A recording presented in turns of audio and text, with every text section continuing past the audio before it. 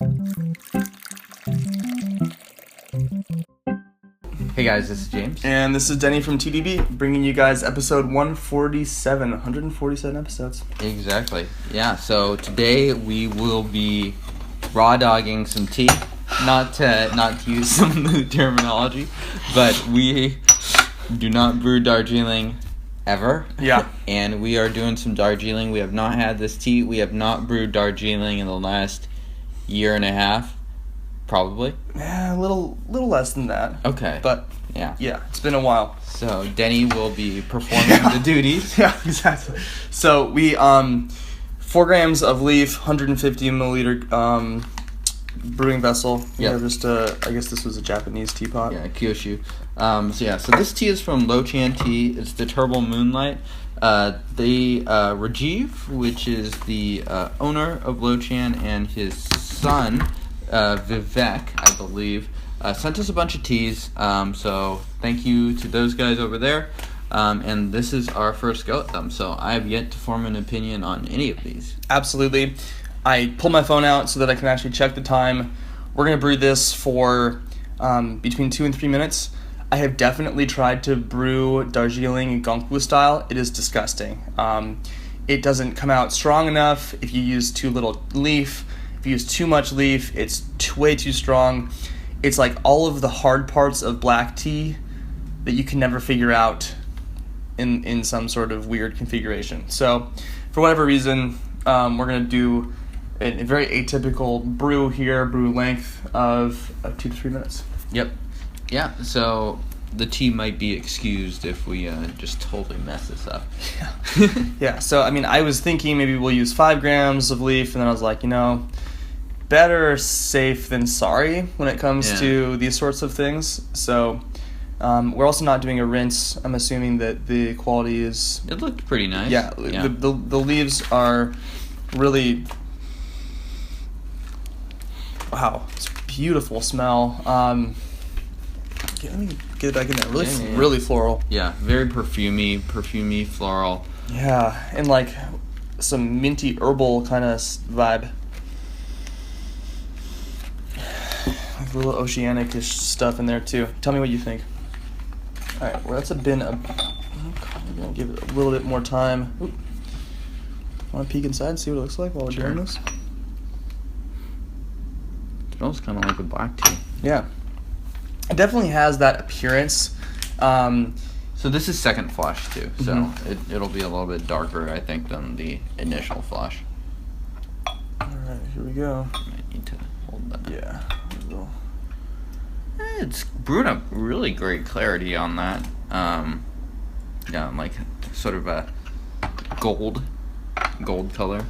And besides the odd, looks like a very odd green, unroasted or unoxidized bud in there. Better a bud than a human hair. That's what I have to say. Wow. I've been drinking too much Pura. God, how many times have you pulled a dark, long, black hair out of your Pura cake? 8. I've done it. No, I haven't counted. It's been numerous times. Yeah. It has a really nice combination of white tea, sweetness, smell, with the sort of more Yunnan... Deeper... Yunnan black. Not very smoky at all, though, but let's give it a shot. Yep. Cheers, guys.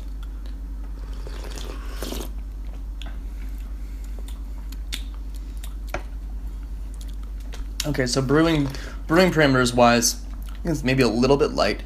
Maybe we could have brewed it a little bit longer. Although... It's slightly tannic, so it's I have a hard time saying. Yeah. Maybe more leaf and less time, but then it's so confusing. It has a nice little bit of smoke on the end of it, in my opinion. But sweet, floral. It's got a decent body. These are interesting. I would say the bitterness or whatever it is mainly on the finish, and it actually does last in your mouth for a little bit. Mm-hmm. It reminds me, and this isn't a slight, but it reminds me of the English breakfast vibe for whatever reason. I think this would definitely be a highly sought after tea for you Brits. Probably. Yeah, Whoop! Whoa. That was close. Yeah, you Brits. Yeah, that wasn't a derogatory thing at all, by the way. But anyway. What do you mean by you Brits? Who are you talking to? you folks out in Britland. Britland. Out there. I did live in Glasgow, Scotland, so I can derogatory a little bit here. Nice. Yeah, anyway. We'll give this a little bit longer, this next steeping here. And we're drinking a lot of tea today, so probably won't finish that right now, but... Yeah, that's probably a good call. Yeah, it's got a little bit of, just like a comfortable amount of bitterness to the brew. And I don't think it's because we're brewing it wrong. I think it's just a little bit in that vein. Mm-hmm. Yeah, and it's not necessarily bad bitterness. It's sort of sitting right now on the roof of my mouth. Yeah. Want some more? Yeah, sure, I'll have a little bit.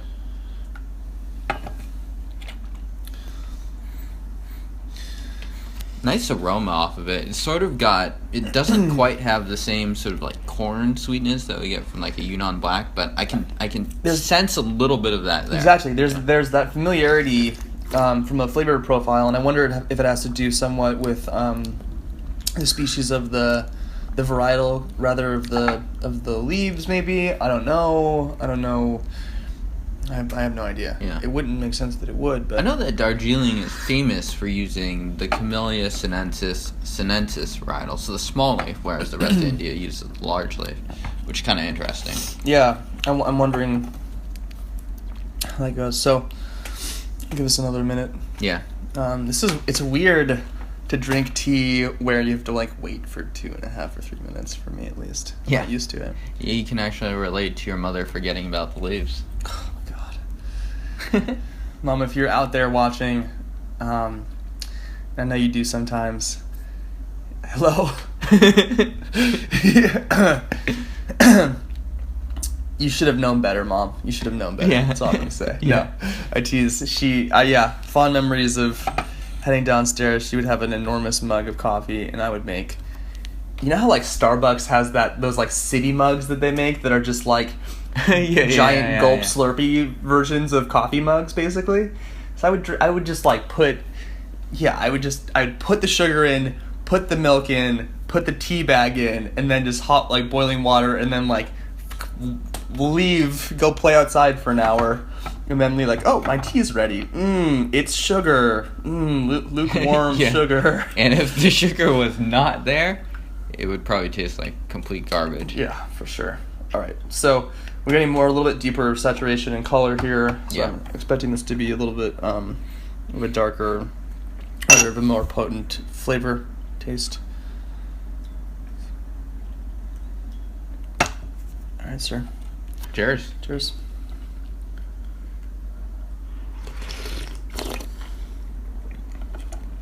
I think it's a lot better. There's more going on in the front of it in terms of the flower sweetness. Kind of tastes like, I don't know, like a spring hillside or something. Just like lots of floral vibe. It does have that sort of like floral sweetness. It's also got good body considering that. Like usually when teas will get florally sweet, there's always the danger of losing some of that viscosity. But this actually maintains it pretty well. Yeah, and I almost think maybe I'm a little bit accustomed to the bitterness now, but bitterness is not at all harsh. And yeah, I'd say it's kind of like 5% background thing happening. More of a physical sensation than a flavor. Yeah, exactly. This is different. I mean, in terms of the context you'd be drinking this in, James, and this is brewing up much more yellow than a black tea would also. I would brew this up for me, pretty much most tea gets consigned to like sort of casual brewing with friends or social brewing, so this would be something like that. Yeah. You can make a big cup of it or make a big pot of it and serve some up. Precisely. This would be great to this is one of those teas where if you're having a hectic friend gathering over, you can kind of forget a little bit. As opposed to this, where you're just like... kind of constantly have to be, and pour, refill like 800 versions of it. Yeah, so, and I think this is a great tea to contrast other teas that maybe folks might be familiar with, like black tea and white tea, to add a Darjeeling in there.